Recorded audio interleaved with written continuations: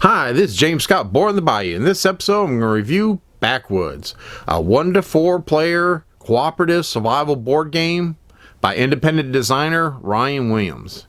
And when I say this game is by Ryan Williams, I mean everything. Rules, art, layout, publishing. The main storyline is you're in the 1830s and your expedition had a disaster and all the canoes crashed. You survivors must complete 2 objectives and return to the fort. In Backwoods, you're going to be playing as one of 9 characters, each with a different special ability. And then you'll choose a trait, which there's a lot of great choices, many of them combo with various characters. Next, you'll get to decide between an animal companion or a one-use flintlock pistol. Get the animal companion. Decide on a scenario and then set up the game. In the deluxe version, you get these wonderful 2-layered boards to keep track of your stats. And I really love the design choices he made, from the simple etchings, style drawings, to the way the cubes sit at an angle, securing them in place, preventing, their movement from the occasional bump.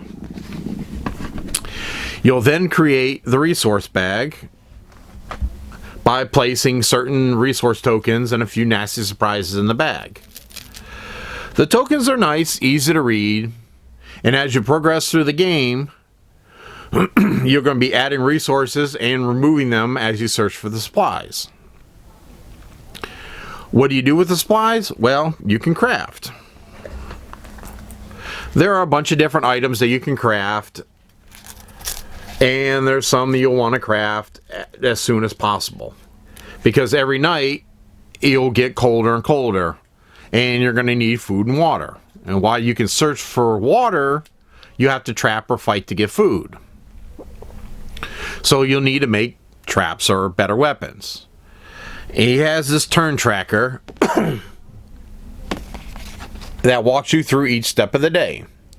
First, you explore, in which you do a scout check and to see if you discover new areas. And all checks are the same. You roll a d10, add your skill. If it's 8 or higher, you succeed. If you succeed at a scout check, you can place down a new revealed area. Or you could have simply walked blindly into an area. But some regions will cause you to lose valuable food or water if you're not properly prepared. Second phase is forage. You get 4 opportunity points per turn, and you can spend 1 to put a resource in the bag or 2 to randomly pull one out.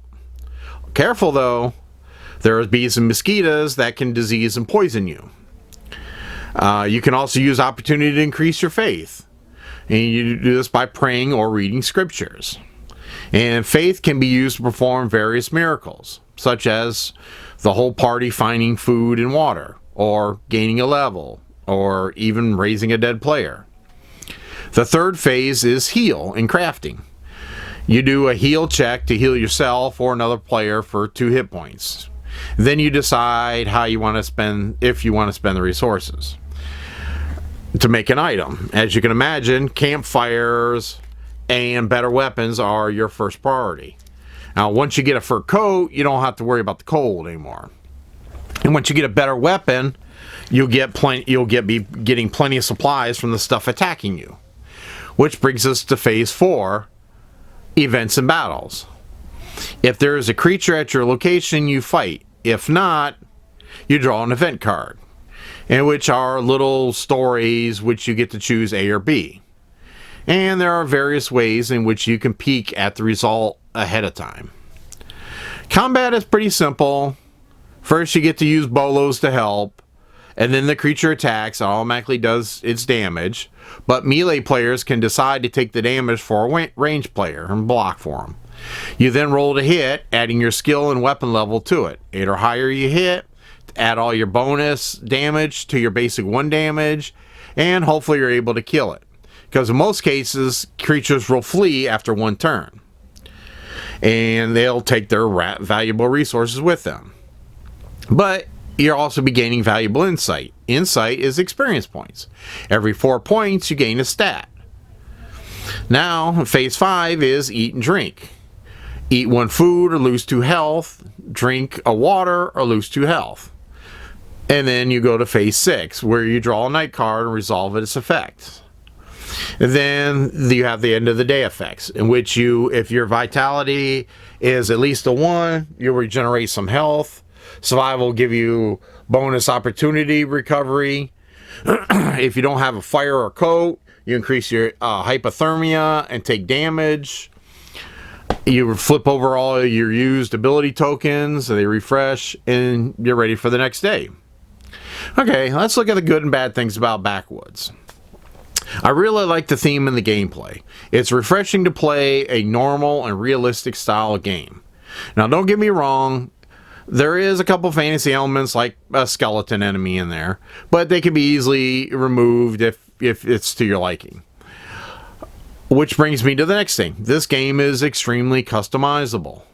From the characters to the scenarios you play, you can adjust all of them and create all kinds of situations.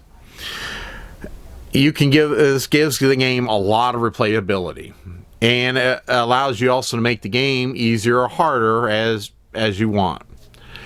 There is also a good variety of items to craft, but I do wish there was some type of sheet that listed everything you needed to craft each of the items, because it's a pain to go through this stack every time you go to craft.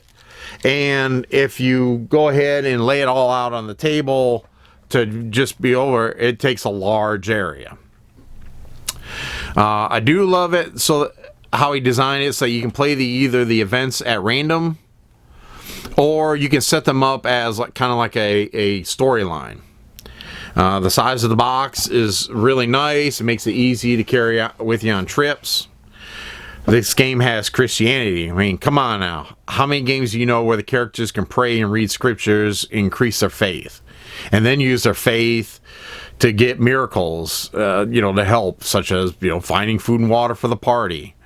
It's nice and refreshing. Now, some of the parts of this game is a mixed bag. In general, the art is pretty good. I particularly love the region paintings and the etching style artwork, but there are a few that aren't very good. The rule book, while most of the information is there, it could have been better laid out and edited. And the character customization allows for all kinds of possible combinations, but there are some that are so good you almost have to take them. I mean, it's like combat. You almost got to get it to 4 as soon as possible, or try to start with it at 4.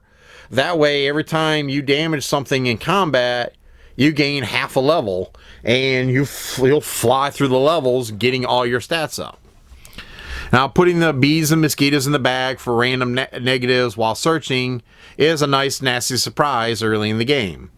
But after you remove a few from the bag, or you have scout tokens around, they become a non-issue mid to end of the game.